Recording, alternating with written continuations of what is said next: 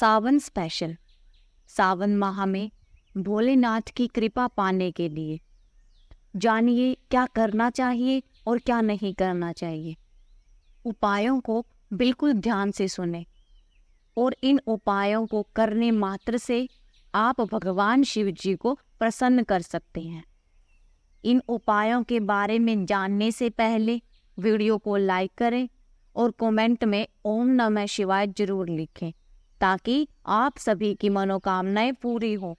और वीडियो को जितना हो सके ज़्यादा से ज़्यादा शेयर करें ताकि सभी लोग इसका लाभ पा सकें। श्रावण मास में सोमवार का व्रत और शिवलिंग पर जल, दूध और बेलपत्र अर्पित करना विशेष फलदायी होता है। इस दौरान भगवान शिव की आराधना और महामृत्युंजय मंत्र का जाप करना अत्यंत लाभकारी होता है। सावन का पवित्र महीना शुरू हो चुका है।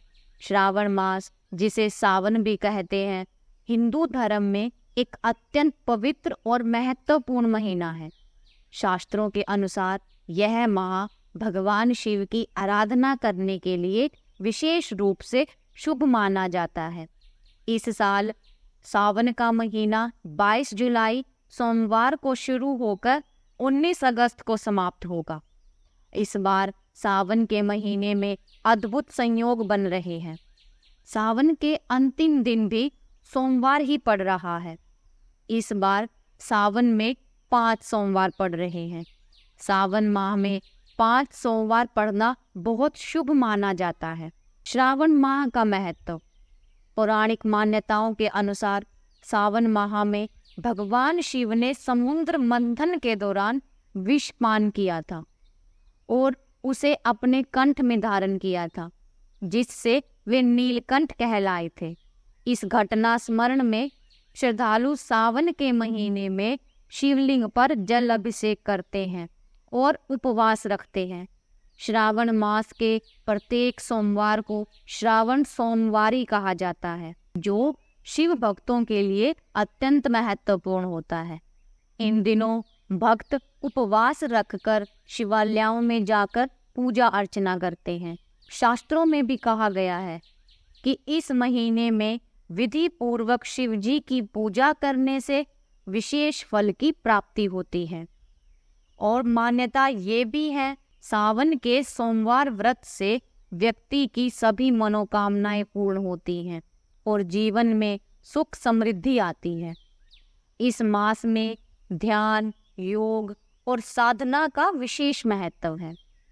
यह समय आत्म शुद्धि और मानसिक शांति प्राप्त करने के लिए उपयुक्त माना जाता है। श्रावण मास के दौरान कांवड़ यात्रा का भी विशेष महत्व है। कांवड़िए गंगा जल लेकर लंबी यात्रा करके शिवलिंग पर जल अर्पित करते हैं। यह यात्रा धार्मिक उत्साह और शिव भक्ति का प्रतीक है। आइए जानते हैं श्रावण मास में क्या करें। इन बातों पर विशेष ध्यान दीजिए ताकि आप अपनी मनोकामनाएं पूर्ण कर सकें। आइए जानते हैं कैसे करें पूजा और व्रत।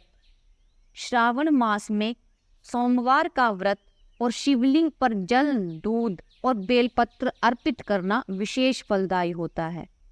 इस दौरान भगवान शिव की आराधना और महामृत्युंजय मंत्र का जाप अत्यंत लाभकारी माना जाता है। सबसे पहले है दान। इस मास में दान पुण्य करने का विशेष महत्व है। गरीबों और जरूरतमंदों को अन्न, वस्त्र और धन का दान करें। इससे आत्मिक सुख और पुण्य की प्राप्ति होती है। सत्संग और कीर्तन।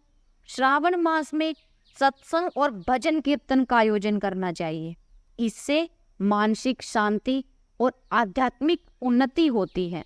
श्रावण मास में एक विशेष बात का और ध्यान रखें।